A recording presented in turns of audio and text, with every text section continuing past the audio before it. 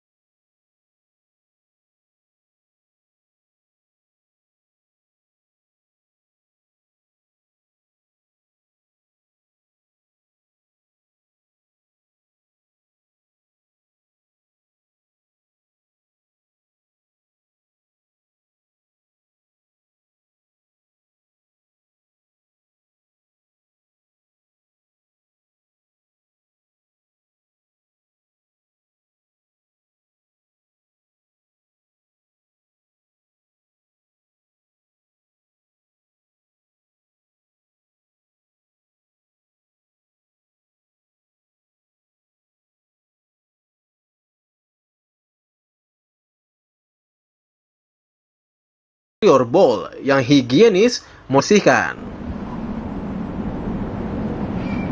Dapatkan produk ini di toko mesin Maxindo terdekat di kota-kota Anda. Kunjungi situs kami di www.maxindo.com. Maxindo, mesinnya pengusaha sukses. Bisnis minuman populer yang prospek untuk waktu yang lama. Milkshake yang disukai oleh semua kalangan. Dengan mesin milkshake maker andalan dari Maxindo, telah dipakai oleh berbagai pengusaha sukses di bidang kafe dan resto dalam menyajikan minuman milkshake berkualitas. Tipe MKS XY01, multifungsi untuk membuat milkshake, smoothie, malt drink, dan aneka minuman blend lainnya. Didesain secara elegan dan minimalis, terbuat dari material berkualitas food grade, aman dan dapat dioperasikan siapa saja. Fleksibel untuk penggunaan usaha maupun untuk di rumah. Lebih mudah dalam pengontrolan dan memproses bahan-bahan. Konsumsi listrik lebih hemat, hasil minuman langsung jadi dalam hitungan detik. Mudah untuk perawatan dan juga dibersihkan.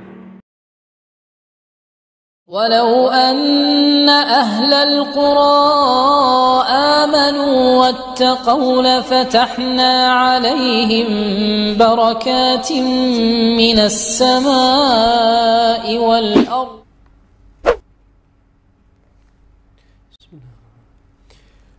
السلام عليكم ورحمة الله وبركاته. الحمد لله رب العالمين. Wassalatu wassalamu ala ashrafil anbiya'i wal mursalin wa ala alihi wa ashabihi ajma'in.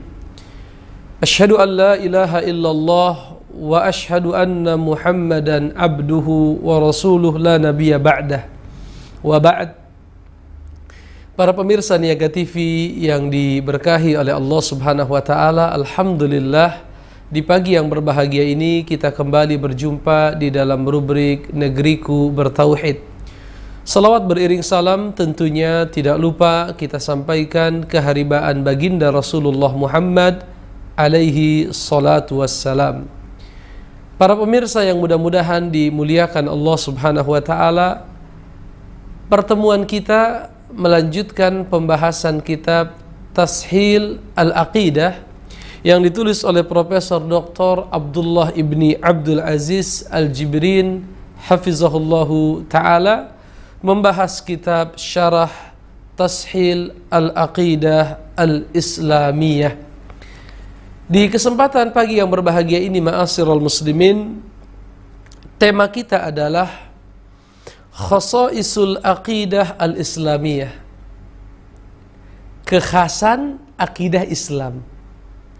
Kekhasan atau bahasa Arabnya khasais, mumayyizat, sesuatu yang menjadikan akidah Islam itu istimewa dibandingkan dengan yang lainnya. Itu namanya khasais. Ya, sesuatu yang sifatnya khasisah, sesuatu yang khusus yang hanya dimiliki oleh akidah Islam. Di sini muallif hafizahullahu taala berkata, Khasaisul aqidatil islamiyah kathirah. Kehususan atau karakteristik akidah Islam sangatlah banyak. Naktafi bidzikri thalath minha. Dan kita mencukupkan dengan menyebutkan 3 saja. Jadi khasaisnya banyak, keistimewaannya banyak, kelebihannya banyak. Tapi kita hanya akan menyebutkan 3 saja, kata beliau. Yang pertama adalah annaha aqidah ghaibiyah. Ketika kita bicara akidah Islam, min khasaisiha, di antara kekhasan akidah Islam, bahwa akidah Islam sifatnya ghaibiyah, yaitu sesuatu yang gaib, sesuatu yang tidak terlihat, sesuatu yang sifatnya keyakinan yang ada di dalam hati. Oleh karenanya muallif berkata, al-ghaib, adapun kata gaib dalam bahasa kita, ma ghaba anil his, sesuatu yang tidak bisa dilihat oleh indera, sesuatu yang tidak bisa kita atau indera kita terhalang untuk bisa melihatnya, untuk bisa menyaksikannya. Fala yudrak bi syai'in minal hawas al-khams, maka tidak bisa ditangkap oleh salah satu indera yang 5, baik itu pendengaran ataupun penglihatan ataupun misalnya raba atau penciuman atau rasa yang ada di lidah, tidak bisa, karena dia adalah sesuatu yang gaib, ya, sesuatu yang gaib. Wa alaihi fa inna jami'a umuril aqidah islamiyah, sesungguhnya semua bagian-bagian dari akidah Islam, wa masailuha, dan permasalahan-permasalahan yang ada di dalamnya, allati yajibu 'alal abdi an yu'mina biha, yang mana seorang hamba wajib mengimaninya, wa ya'taqiduha, dan wajib untuk mempercayainya, minal gaib, semuanya dari perkara-perkara yang gaib.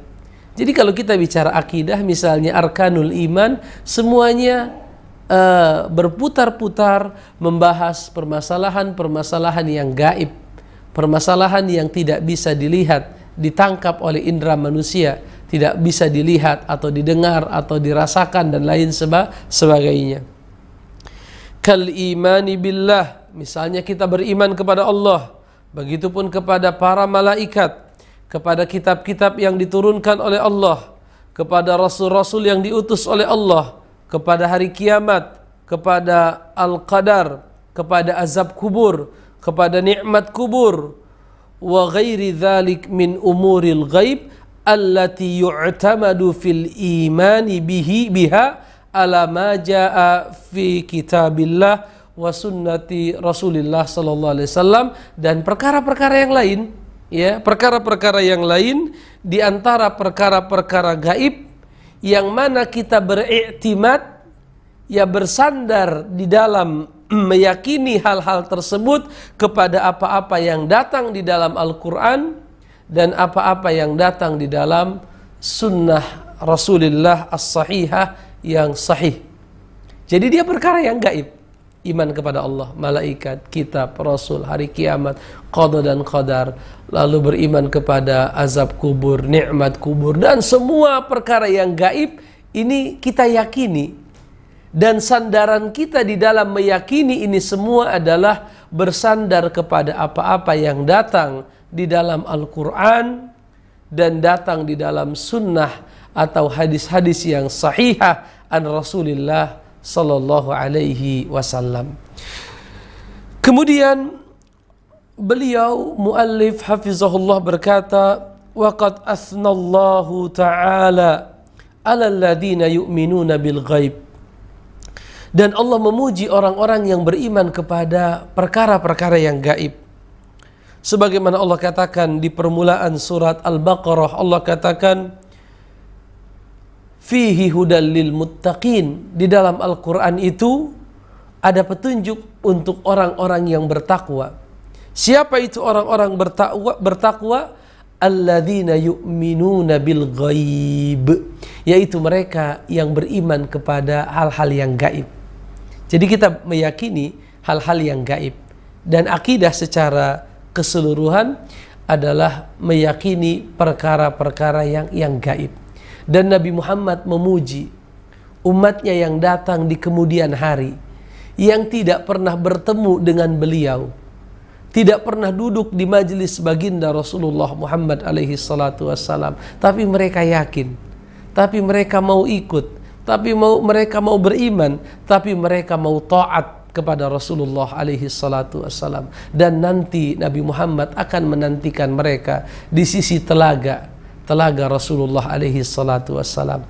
Mudah-mudahan kita termasuk orang-orang yang diberikan minum oleh baginda Rasulullah Muhammad sallallahu alaihi wasallam dari telaganya yang jernih, yang lezat, lebih manis daripada madu, lebih putih daripada susu, ya. Lalu dikatakan barang siapa yang minum dari air telaga Rasulullah, maka dia tidak akan pernah merasakan haus selamanya.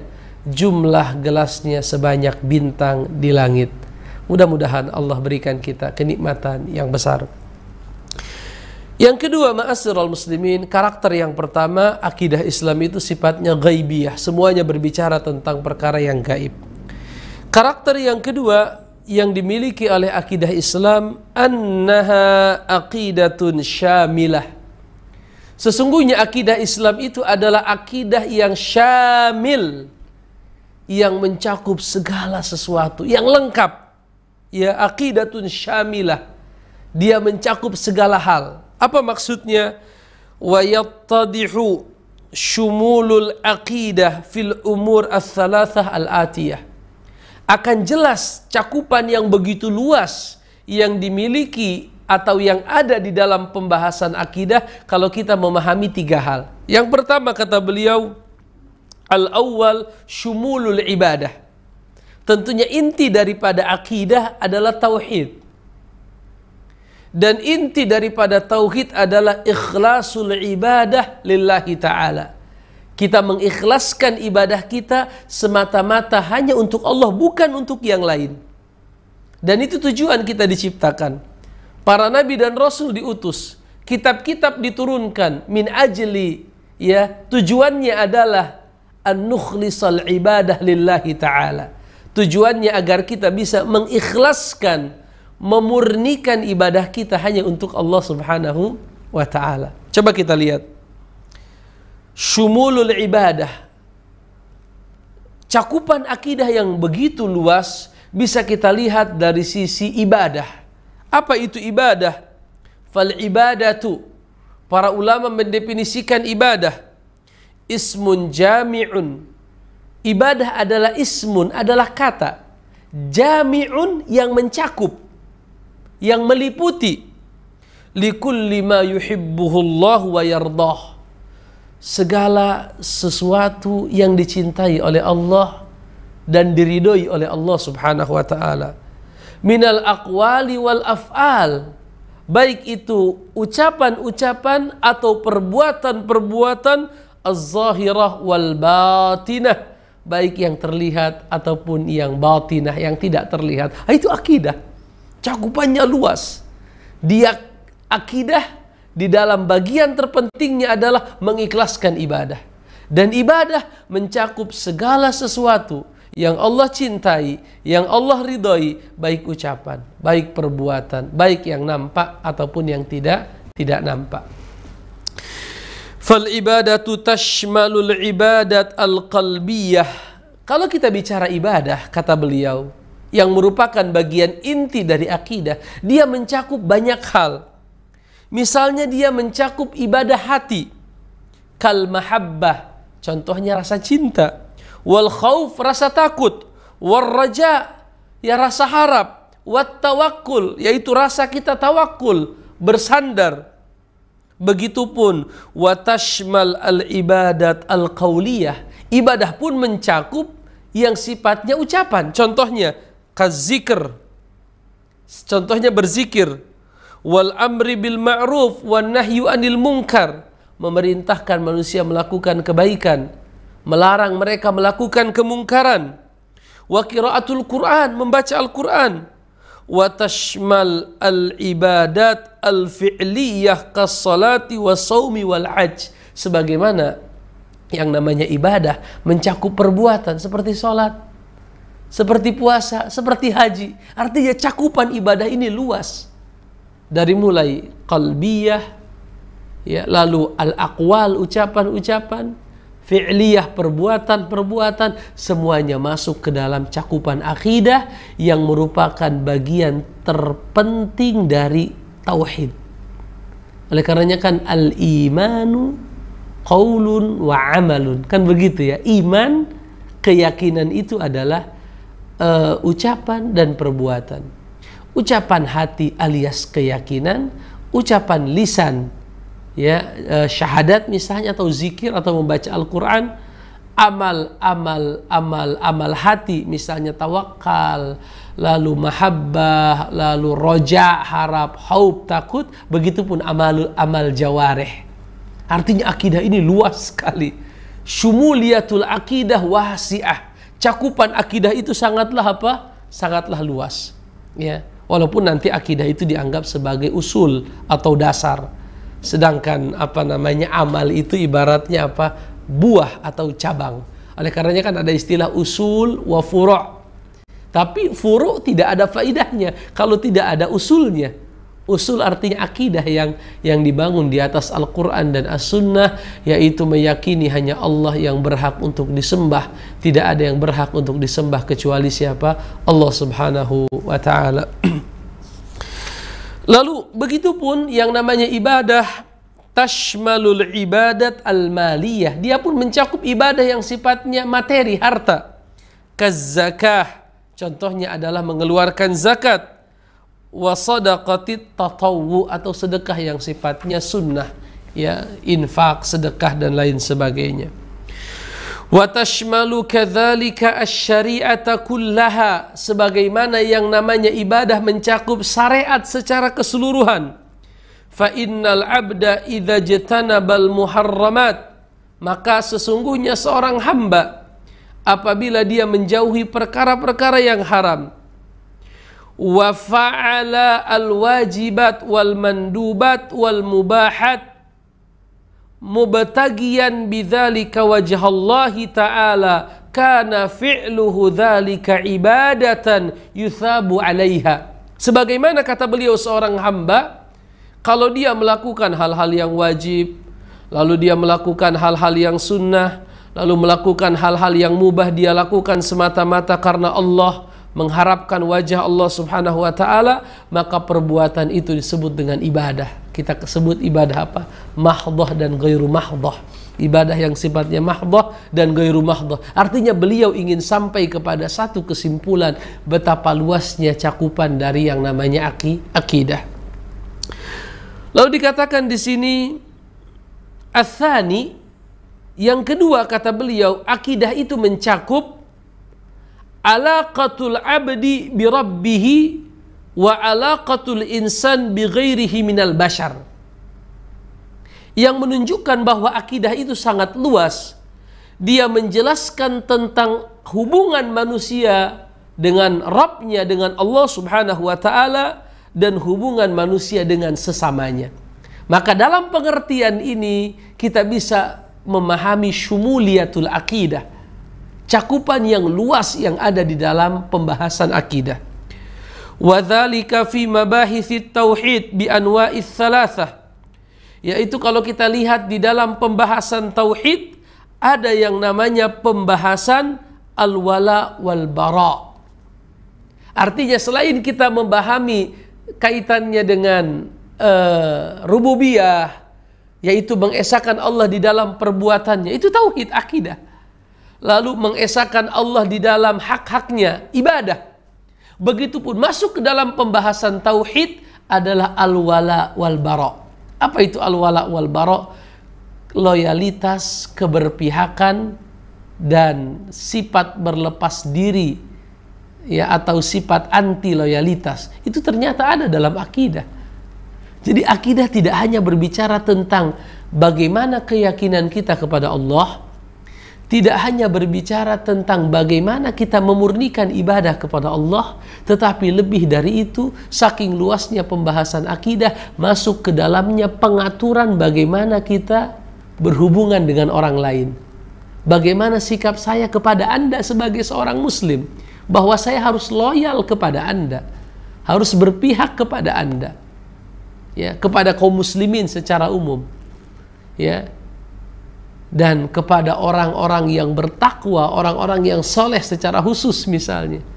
Adapun kepada orang-orang yang sifatnya pribadi, si A, si B, si C, semuanya diukur dengan keimanan mereka. Sejauh mana ketakwaan mereka. Semakin mereka loyal kepada Allah, semakin mereka iman, semakin mereka takwa, semakin mereka soleh, semakin besar pula loyalitas kita kepada mereka. Jadi akidah luas cakupannya. Luasnya cakupan akidah bisa dilihat dari 3 hal. Satu, dari sisi makna ibadah yang sangat luas, dan yang kedua dari sisi bahwa akidah mengatur hubungan kita dengan Allah dan hubungan kita dengan manusia. Oleh karenanya di Al-Quran banyak ayat-ayat yang menjelaskan tentang bagaimana seharusnya kita berloyalitas. Misalnya di akhir surat apa itu? Al-Mujadilah, ya. Allah katakan, la tajidu qauman yu'minuna billahi wal yaumil akhir yuwadduna man haddallaha wa rasulah. Kalian tidak akan mendapatkan orang-orang yang beriman kepada Allah dan hari akhir, mereka akan berkasih sayang dengan orang-orang yang memusuhi Allah dan Rasulnya, walaupun itu ayah mereka sendiri, ibu mereka sendiri, anak mereka sendiri, saudara mereka sendiri, keluarga mereka sendiri. Itu akidah. Tetapi yang dibahas bukan alaqatuna birabbina, tidak mengurus hubungan kita dengan Allah secara langsung, tetapi dia kaitannya dengan hubungan kita dengan manusia yang diatur dengan apa? Dengan ketentuan Allah Subhanahu wa taala. Jelas, ma'asyiral muslimin. Kemudian dikatakan, begitupun di antara bukti bahwa pembahasan akidah adalah mencakup banyak hal adalah, kata beliau, annaha, bahwasanya akidah tashmal halal insani fid dunya wa fil hayatil barzakhiyah wa fil hayati ukhrawiyah. Dan di antara bukti bahwa pembahasan akidah sangatlah luas cakupannya, dia membahas tentang kehidupan manusia saat di dunia. Ada akidah pembahasan kita saat di dunia, dan dia pun membahas tentang kehidupan kita di alam barzakh, tentang keyakinan adanya azab kubur dan nikmat kubur. Begitupun dia mengatur kehidupan kita kelak di akhirat, tentang meyakini adanya surga, adanya neraka, adanya hisab, adanya mizan, adanya sirat. Masya Allah. Jadi pembahasan akidah ini pembahasan yang syamil, dia mencakup semua bagian dari agama. Bagaimana tidak? Sedangkan akidah adalah usul, sedangkan dia adalah pokok, sedangkan dia adalah pondasi yang di atasnya berdiri yang namanya agama. Agama itu berdiri di atas apa? Pondasi. Dan pondasinya kita sebut sebagai akidah. Oleh karenanya, tadi berarti sudah 2 karakter, ya. 2 keistimewaan akidah. Akidah Islam adalah ghaibiyah, itu yang pertama. Yang kedua adalah akidah Islam itu syamilah. Dia mencakup, syamil, dia mencakup semua sisi dari kehidupan manusia, baik kehidupan di dunia, kehidupan di barzakh, di kubur, ataupun kehidupan di akhirat. Yang ketiga, ma'asyiral muslimin, kata beliau, di antara khasais, keistimewaan akidah Islam, akidah Islam sifatnya adalah tauqifiyah. Akidah Islam adalah sifatnya tauqifiyah. Apa itu tauqifiyah? Coba kita lihat. Fa aqidatul islami mauqufatun ala kitabillah. Sesungguhnya yang dimaksud dengan akidah itu tauqifiyah, bahwasanya akidah Islam itu mauqufah ala kitabillah. Terbatas, sumbernya hanya berasal dari Al-Quran, ya. Wa masahha min sunnati rasulih Muhammad sallallahu alaihi wasallam, dan apa-apa yang sahih dari Nabi Muhammad sallallahu alaihi wasallam. Tauqifiyah, dia sifatnya paket. apa yang datang di dalam Al-Quran dan apa yang datang di dalam hadis-hadis yang sahih, itulah akidah. Ya. Falaisat mahallan lil ijtihad. Akidah bukan tempat kita berijtihad. Ya. Ijtihad itu dalam masalah furu', dalam masalah kaifiyah al-ibadah, dalam masalah bagaimana kita merealisasikan ibadah, caranya. Itu kita berijtihad di situ. Ya, tentunya hasbad dawabit, sesuai dengan batasan aturan-aturan yang telah dijelaskan oleh para ulama tentang permasalahan ijtihad. Tidak semua orang boleh berijtihad. Artinya hanya orang-orang yang memang memiliki alat yang cukup untuk berijtihad yang boleh berijtihad. Ya, berijtihad dalam permasalahan agama. Ya, adapun kita, ya kita hanya mempelajari ijtihad-ijtihad para ulama. Jarang kita berijtihad sendiri. Ada satu masalah, kadang ada jamaah yang bertanya, Assalamualaikum, apa hukumnya begini? Apakah kita ijtihad sendiri? Nyari dalam Sahih Bukhari, nyari Sahih Muslim? Tidak. Kita baca ijtihad para ulama, kita sampaikan, oh begini hukumnya. Dari mana Ustadz tahu? Dari ijtihad fulan, Syafi'i, Ahmad, Malik, Abu Hanifah, rahimahumullahu jami'an.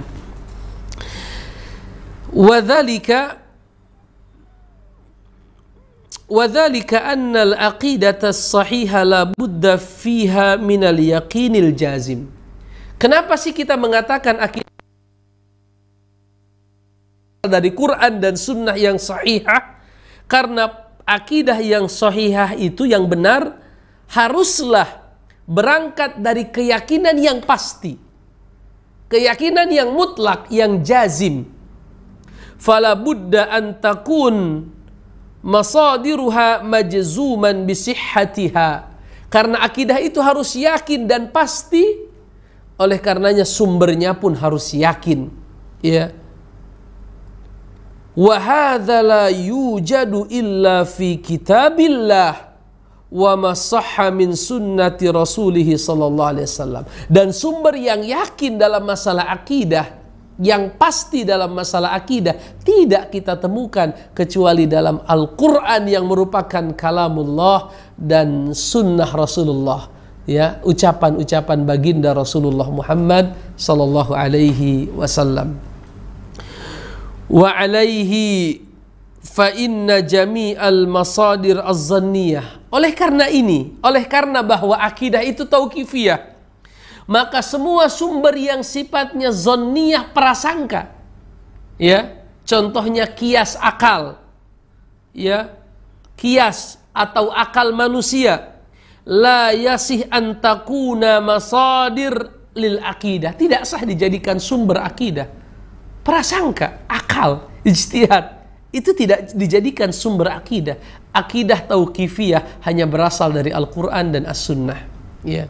Faman ja'ala syai'an minha masdaran lil aqidah faqad janaba as-shawab.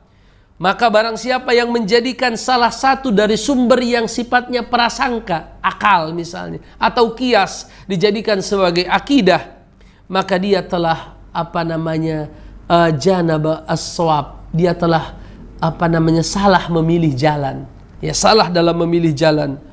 Wa ja'alal aqidata mahallan lil ijtihad al-bashari alladhi yukhti wa yusib. Dan dia telah menjadikan akidah sebagai medan di mana manusia berijtihad, padahal ijtihad mungkin salah, mungkin benar. Oleh karenanya tidak bisa seperti itu.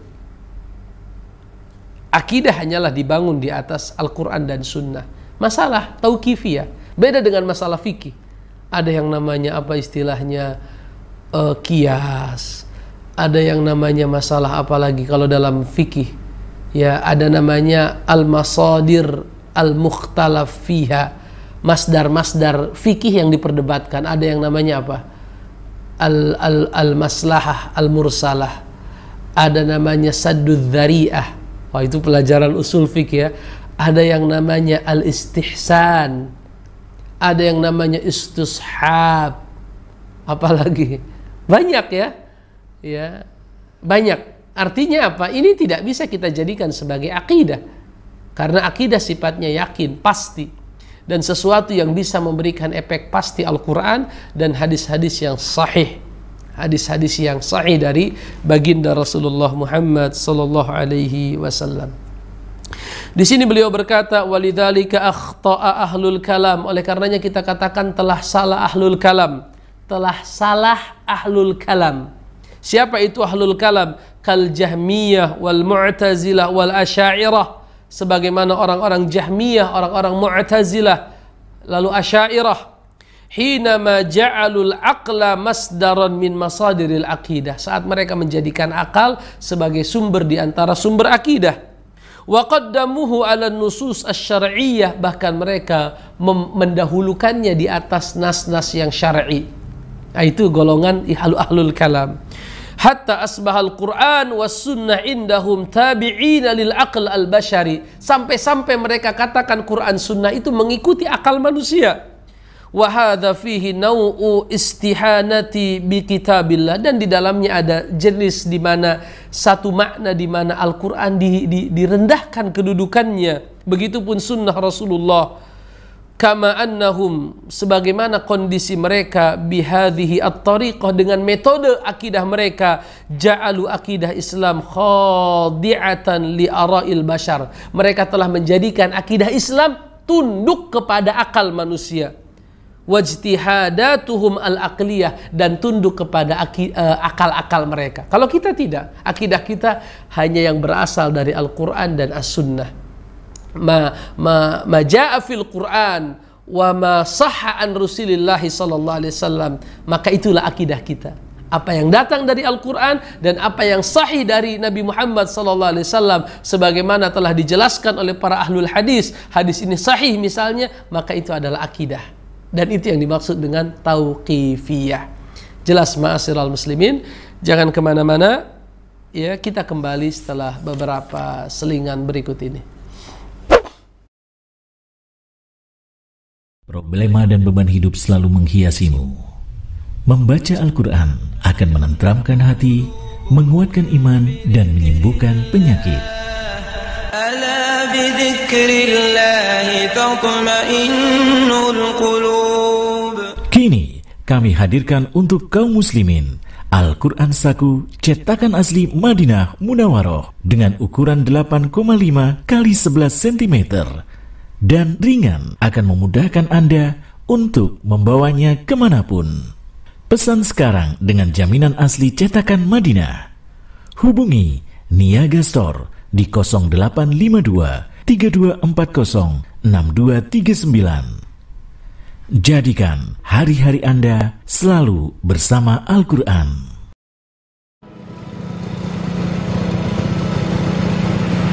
Namaku Andri, umur 23 tahun. Kegiatan sehari-hari ya kayak gini. Bagiku semua orang di sekitar adalah inspirasi. Bertemu para sahabat dan berbagi banyak cerita. Ya, pernah sih melamar pekerjaan, tapi nggak ada hasilnya. Hingga akhirnya silakan mas.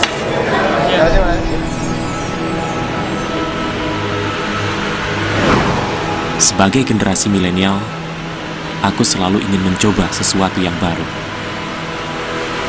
Positive thinking, terus berusaha menjadi yang terbaik, karena kita, generasi milenial, bisa jadi pengusaha. Maxindo, mesinnya pengusaha sukses. Dapatkan segera panduan praktis membaca kitab bahasa Arab selangkah demi selangkah. Anda akan belajar untuk mahir membaca kitab bahasa Al-Quran. Umar bin Al-Khattab radhiyallahu anhu berkata, pelajarilah bahasa Arab karena sesungguhnya bahasa Arab itu termasuk bagian dari agama. Buku Dalilul Qori merupakan buku ajar bahasa Arab dari hasil penelitian dan pengembangan. Untuk info pemesanan, hubungi 0852 3240 6239.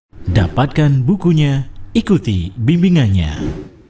Ikuti bimbingan belajar bahasa Quran setiap Sabtu pukul 7 hingga 8.30 waktu Indonesia Barat, live Niaga TV, dan Robani TV.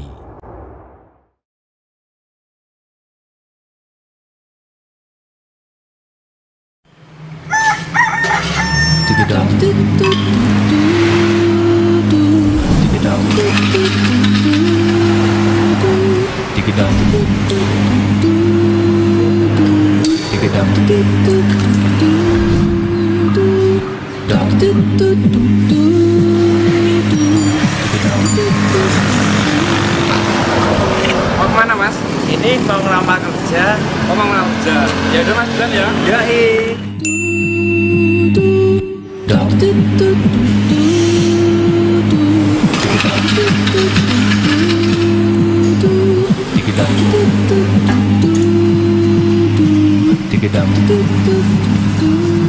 Mau berangkat kerja ya mas? Ini mau kirim lamaran karena cari kerja sulit mas. Yang sabar ya mas, tetap semangat. Oke, Sudah ya mas? ya. Babak baru tuh.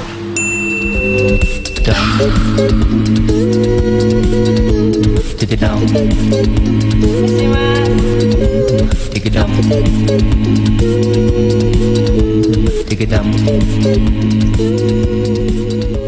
Maxindo, mesinnya pengusaha sukses. ولو أن أهل القرى آمنوا واتقوا لفتحنا عليهم بركات من السماء والأرض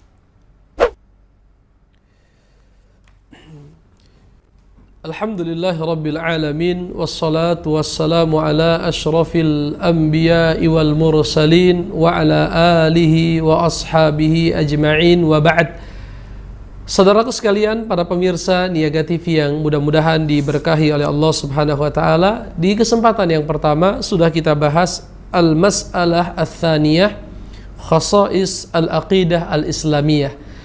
Permasalahan yang kedua kaitannya dengan khasa'is atau keistimewaan-keistimewaan yang dimiliki oleh akidah Islamiyah. Ada 3. Yang pertama adalah sifatnya ghaibiyah, yang kedua asyumul, dia mencakup cakupan yang begitu luas, dan yang ketiga adalah akidah yang sifatnya tauqifiyah, yang hanya bersumber dari Al-Quran dan As-Sunnah As-Sahihah. Di kesempatan yang kedua ini, ma'asyiral muslimin, sebagaimana biasa kami mengundang para pemirsa Niaga TV dimanapun Anda semua berada untuk ikut bergabung menggunakan 2 layanan kami di layanan telepon 0812 1998 1555. Begitupun Anda bisa menggunakan layanan pesan singkat atau WhatsApp di 0812 9345 5676. Hari ini kita di rubrik Negeriku Bertauhid. Pembahasan kita adalah pembahasan kitab Tashil, Syarah Tashil Al-Aqidah Al-Islamiyah yang ditulis oleh Profesor Dr. Abdullah Ibni Abdul Aziz Al-Jibrin hafizahullahu ta'ala. Ada penelpon yang masuk, mari kita coba sapa penelpon kita yang pertama. Assalamualaikum. Waalaikumsalam warahmatullahi wabarakatuh. Dengan Bapak, di mana Bapak? Palembang. Masya Allah, hamba Allah di Palembang. Silahkan Bapak. Ini mau bertanya masalah waris nih Pak Ustaz. Masalah apa Pak? Waris. Waris. Baik. Saya kan ada 7 bersaudara. 5 laki-laki, 2 perempuan. Iya. Halo? Iya Bapak. Nah, jadi yang nomor 2 nggak punya keturunan. Nggak punya keturunan. Ya, hartanya banyak. Hah? Iya, lanjutkan Bapak. Nah, jadi dia punya anak angkat 1. Iya. Yang anak angkat. Nah, jadi yang Iya. kan yang suaminya kan meninggal. Iya. Nah, jadi ahli warisnya itu bagaimana bagiannya, Ustaz? Iya Bapak. Itu saja Bapak. Nah, jadi ini sudah di itu baik-baik dan nggak mau ngasih.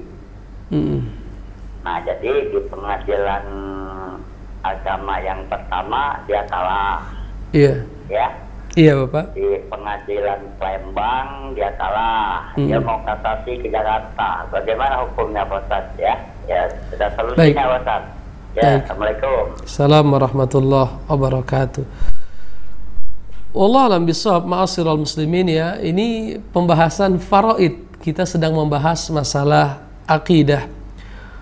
Allah alam bisawab ya, kalau kita lihat kasusnya ya tentunya kalau memang sudah diputuskan oleh pengadilan agama ya maka wajib untuk dilaksanakan ya, apalagi yang bersangkutan ya rahimahullah yang meninggal tidak memiliki keturunan, maka yang paling berhak untuk mendapatkan warisannya adalah saudara-saudaranya ya. Walaupun nanti kalau seandainya yang meninggal ini memiliki suami yang masih hidup, misalnya kalau dia seorang wanita, kalau yang meninggal ini wanita, maka sang suami karena istrinya tidak memiliki anak ya, tidak memiliki keturunan, maka dia bisa mendapatkan setengah. Setelahnya baru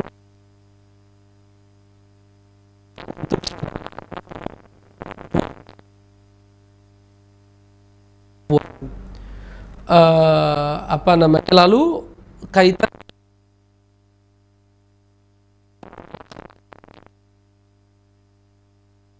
aturan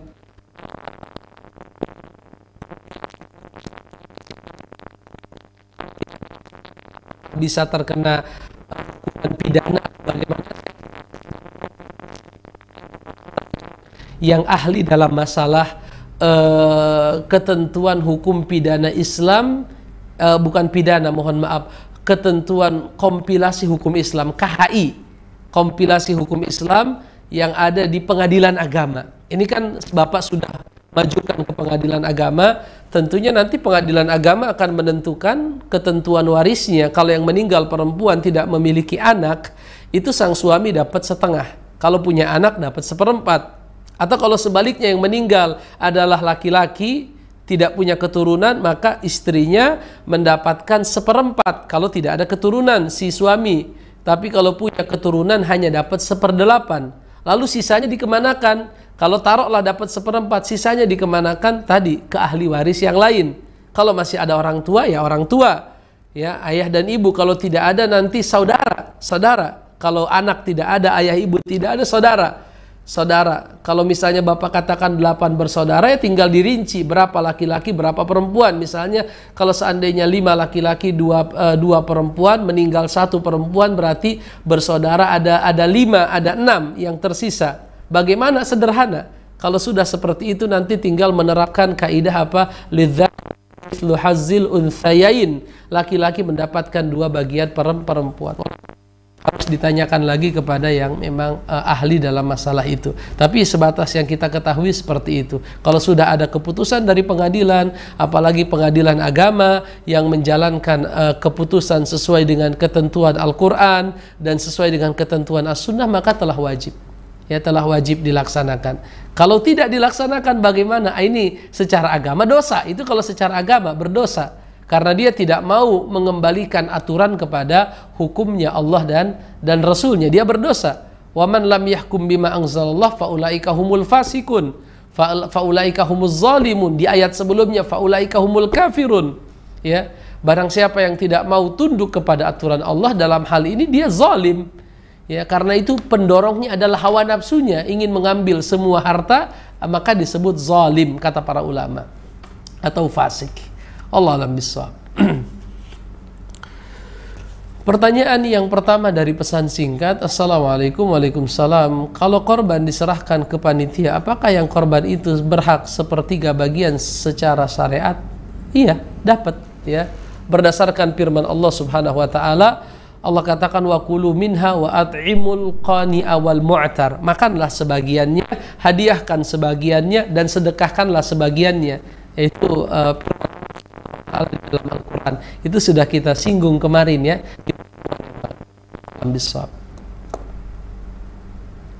Ada penelpon yang masuk. Assalamualaikum. Waalaikumsalam, Ustaz. Dari siapa, di mana Bapak? Dari Bapak Kajing di Labusel. Labuan Selatan? Iya, Labuan Batu Selatan. Sumatera Utara? Iya, iya, Ustaz. Baik, silakan Bapak. Saya ingin bertanya nih, Ustaz. Saya masih bingung memahami 3 istilah yang sering saya dengar dari Ustaz-Ustaz gitu, Ustaz. Baik. Saya belum paham gitu, Ustaz. Apa itu Bapak? Tentang apa yang dimaksud dengan tauqifi, ta'abbudi, dan ijtihadi, Ustaz. Masya Allah.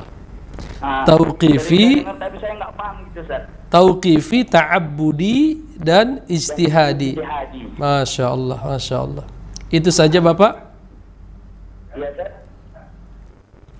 Itu saja, Ustaz. Barakallah.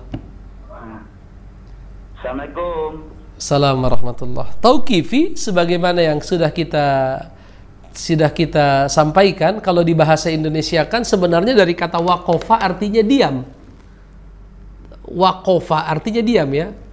Yaqifu diam, waqafa yaqifu. Ya, tauqifi artinya apa namanya? Kalau bahasa kitanya sinonimnya apa ya? Dia sesuatu, kalau kita lihat di dalam kitabnya Dr. Saleh bin Fauzan Al-Fauzan, beliau mengatakan al-aqidatu tauqifiyah. Akidah itu tauqifiyah, kata Dr. Saleh bin Fauzan, sama dengan Dr.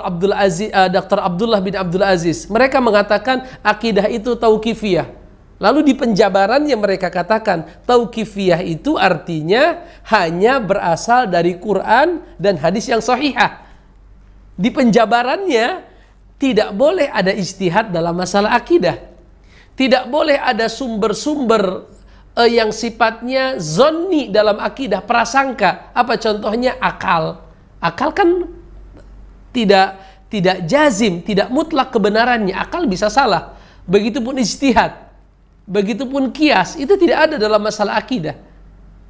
Oleh karenanya kalau kita lihat masadir al-aqidah, Quran, Sunnah, ijma'. Dan ijma' pun tidak akan keluar dari Quran dan Sunnah. Tapi beda dengan masalah furu' fikih. Quran, Sunnah, ijma', kias. Bahkan nanti ada masdar yang mukhtalafun fihi. Apa itu mukhtalafun fihi? Yang diperdebatkan. Boleh tidak dalam berbicara tentang fikih, boleh nggak kita pakai istihsan? Tentunya sering kita dengar ucapan Imam Syafi'i, man istahsana faqad syara'a. Barang siapa yang menerapkan istihsan, maka dia telah membuat syariat, kan begitu. Atau boleh nggak kita menggunakan al-maslahat al-mursalah? Al-maslahat al-mursalah. Pembahasannya tentang masalih, tentang maslahat, itu dalam masalah fikih, tidak ada dalam masalah akidah. Atau kita boleh tidak menggunakan saddud dzari'ah. Apa itu saddud dzari'ah? Sad artinya menutup, dzari'ah artinya jalan, menutup jalan yang bisa mengantarkan kepada yang haram. Itu adanya di pembahasan apa fikih. Dan itu sifatnya ijtihad akli. Ijtihad akli itu adalah kemampuan akal untuk memikirkan sesuatu, menyimpulkan, memikirkan hukumnya. Itu ada dalam fikih. Dalam akidah tidak begitu. Akidah tauqifiyah, sudah paket dari sananya. Sebagaimana yang datang di Quran, datang di hadis-hadis yang sahih, itulah akidah. Tidak bisa kita modifikasi. Oleh karenanya beliau tadi mencela ahlul kalam. Di antara kaum muslimin ada yang menamakan dirinya ahlul kalam, yang mereka membicarakan akidah, tetapi mereka perluas menjadikan sumber akidah itu akal. Tadi disebutkan contohnya kal mu'tazilah wal jahmiyah wal asyairah wa ghairihim. Itu dicontohkan oleh beliau. Itu mudah-mudahan bisa menggambarkan apa itu yang dimaksud dengan tauqifiyah. Adapun masalah ta'abbudi itu biasanya diistilahkan oleh para ulama untuk hukum-hukum yang tidak bisa kita sebutkan illatnya, tidak ghairu mu'allal, tidak bisa dijelaskan. Saya katakan, Allah berfirman, "Faman kana minkum maridhan aw ala safarin fa iddatun min ayyamin ukhar." Barang siapa di antara kalian safar atau sakit, maka boleh berbuka tapi diganti di hari yang lain. Kita bisa menjelaskan Kenapa orang yang sabar boleh berbuka? Li'ajli masyaqqah, karena adanya kesulitan. Artinya kita bisa menjelaskan kenapa bolehnya berbuka saat sabar dan sakit, li'ajli masyaqqah, adanya kesulitan. Berarti dia hukum yang mu'allal, yang bisa ditaklil, dijelaskan kenapa kok seperti itu. Tapi ada ibadah-ibadah yang sifatnya ta'abbudi. Ta'abbudi ini kita tidak bisa menjelaskan. Misalnya kenapa maghrib itu 3 rakaat? Itu amrun ta'abbudi, perkara yang sifatnya ta'abbudi, tidak bisa direvisi, memang sifatnya ibadah.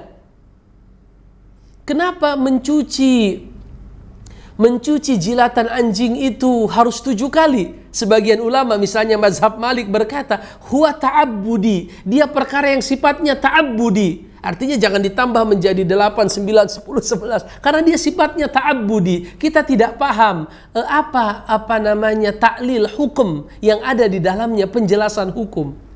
Jelas ya? Jadi masalah-masalah ta'abbudi adalah masalah yang tidak bisa kita logikakan, karena dia mirip dengan tauqifi. Kalau tauqifi ya sifatnya yang kadang dalam masalah akidah, tapi kalau ta'abbudi dalam masalah ibadah, yang mana kita tidak bisa menjelaskan bahwa ini begini-begini, enggak. Ya memang begitu datangnya, zuhur itu 4 rakaat, Ramadan itu, puasa itu di bulan Ramadan, haji itu di bulan Zulhijjah misalnya, ta'abbudi. Ya kenapa harus melempar jumroh misalnya, ta'abbudi. Ya perkara yang sifatnya ta'abbud. Oleh karenanya ada hukum-hukum yang bisa kita ketahui hikmahnya, kita tahu hikmahnya, tetapi ada hukum yang kita tidak tahu hikmahnya. Hikmahnya adalah ta'abbudi, yaitu sejauh mana ketundukan kita kepada Allah. Apa hikmahnya kita sholat subuh cuma 2 rakaat, padahal jaraknya dengan Isya jauh. Sedangkan maghrib yang dekat dengan Isya, maghribnya 3, Isyanya 4. Sedangkan Isya jauh dari subuh, subuhnya 2. Dia ta'abbudi, ingin menguji sejauh mana ketaatan kita kepada Allah Subhanahu wa taala. Itu namanya ta'abbudi. Adapun masalah ijtihadi, ya masalah-masalah furu'. Ya, masalah misalnya kaifiyatul ibadah, kita katakan itu masalah ijtihadiyah. Menyentuh wanita batal tidak? Hadza amrun ijtihadi, itu perkara yang sifatnya ijtihadi. Imam Syafi'i mengatakan kalau dia bukan menyentuh yang bukan mahram, maka batal wudunya. Lalu dikatakan ulama yang lain mengatakan tidak batal. Selama tidak ada syahwat, menyentuhnya tidak batal. Itu apa namanya? Perkara ijtihadiyah. Ya, perkara-perkara fikih. Itu fikih secara umum, masalah ijtihadiyah. Ijtihadiyah itu ya terkadang kita berdebat tentang bagaimana kita memahami satu hadis. Allah alam bissawab. Tauqifi, ta'abbudi, ijtihadi. Pertanyaan yang kedua dari Surya di Singkawang ya, Kalimantan Barat. Baik. Mau hukum bersedekap saat i'tidal itu bagaimana? Ini dia contoh masalah ijtihadi ya. Bersedekap setelah ruku itu masalah ijtihadi. Kenapa dikatakan masalah ijtihadi? Karena dalam hadis dikatakan bahwa baginda Rasulullah kalau beliau bangkit dari ruku, beliau tidak sujud sehingga tulang punggungnya dan tulangnya kembali ke tempat semula. Para ulama ketika memahami kembali ke tempat semula, ada yang memahami semula sebelum sholat. Semula sebelum sholat berarti tangannya bukan di sini, tetapi di samping. Semula, kembali ke tempat yang semula. Tetapi sebagian mengatakan kembali ke tempat semula ai qabla ruku. Yaitu begini, karena kita sebelum ruku begini, kalau disuruh kembali ke tulang, posisi tulang yang semula, berarti kembali seperti ini. Tapi yang memahami kembali itu artinya sebagaimana kita sebelum sholat, yaitu begini, ya mereka tidak sedekap. Nah, ini masalah apa? Masalah ijtihadi. Yaitu masalah ijtihadi, masalah yang luas. Ya Allah alam bissawab. Pertanyaan yang selanjutnya, apakah masih ada? Pertanyaan yang ketiga. Assalamualaikum warahmatullahi wabarakatuh. Saya Abu Abdullah dari Bengkulu ingin menanyakan tentang kurban. Bolehkah kurban untuk orang yang meninggal? Dan bolehkah hewan kurban dari harta warisan yang belum dibagi? Jazakumullahu khairan. Allah alam bissawab ya. Masalah kurban untuk yang sudah meninggal, dinamakan atas yang sudah meninggal, ini masalah yang khilaf di kalangan para ulama. Di mazhab Imam Syafi'i tidak boleh. kecuali kalau si mayit berwasiat. Itu di mazhab Imam Syafi'i tidak boleh. Ya, kalau kita baca dalam kitab Al-Mu'tamad misalnya fil fiqh Syafi'i, Profesor Dr. Muhammad Az-Zuhaili berkata bahwa pendapat yang mu'tamad di fiqh Syafi'i tidak boleh kita meniatkan kurban untuk orang yang sudah meninggal. Karena tidak ada nas bahwasanya Nabi pernah melakukan hal itu. Nabi banyak keluarganya yang sudah meninggal. Istri beliau Khadijah meninggal duluan, putra-putri beliau 7 orang semua meninggal sebelum beliau kecuali Fatimah. Paman beliau Hamzah meninggal duluan. Tapi tidak pernah ada riwayat beliau mengkhususkan sembelihan untuk keluarganya. Misalnya atas nama Ummul Mukminin Khadijah, tidak pernah. Oleh karenanya hukum asalnya tidak dilakukan. Ini pendapat yang pertama, pendapat Syafi'iyah.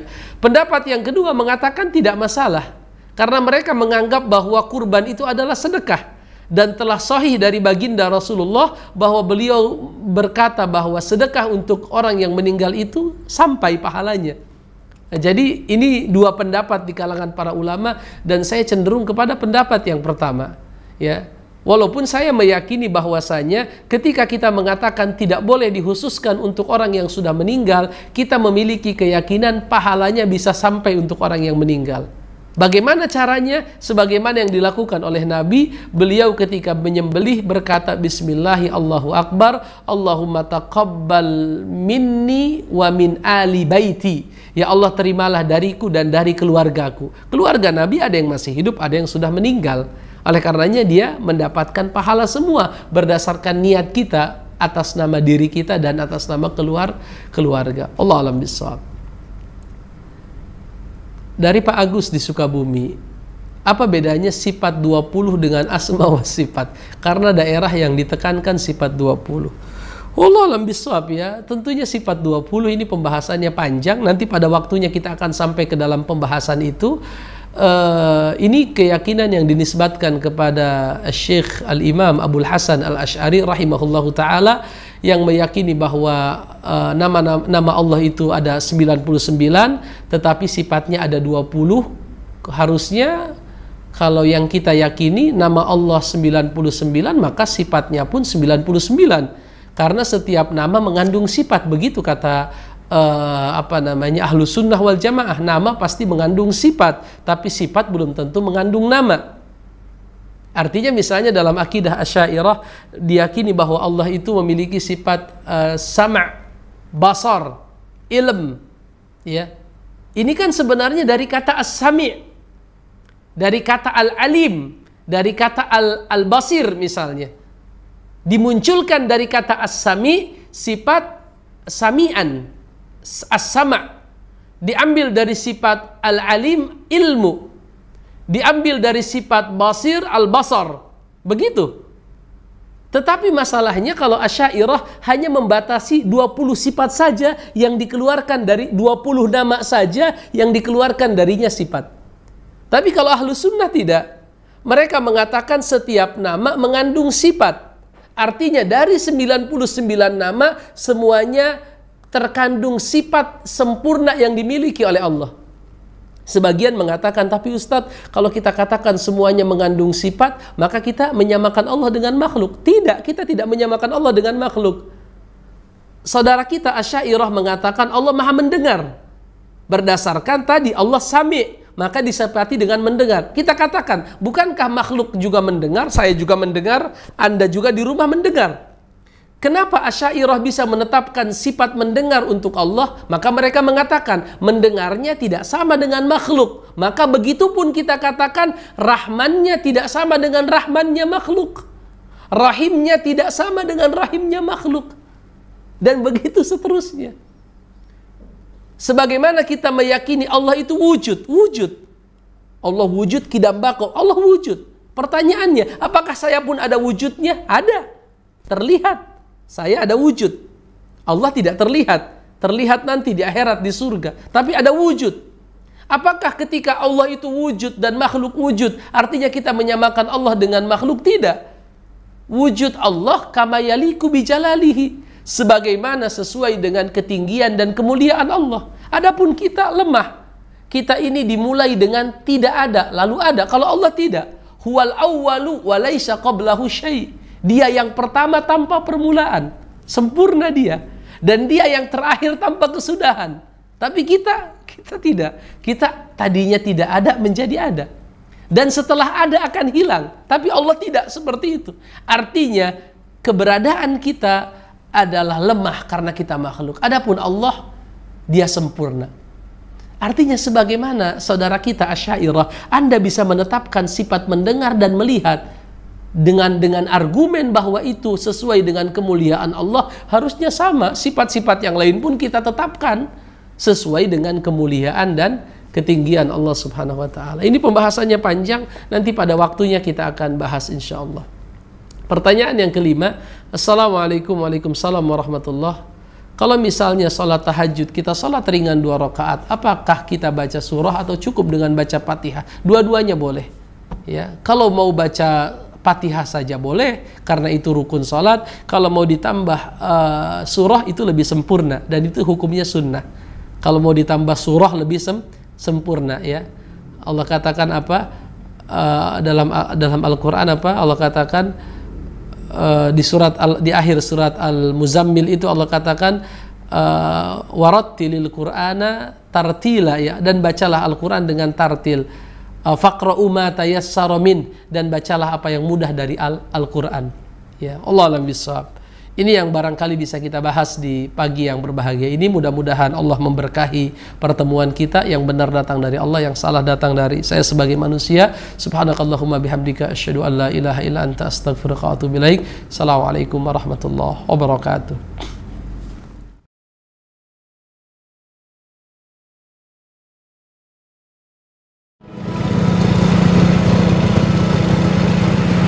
Namaku Andri, umur 23 tahun. Kegiatan sehari-hari ya kayak gini. Bagiku semua orang di sekitar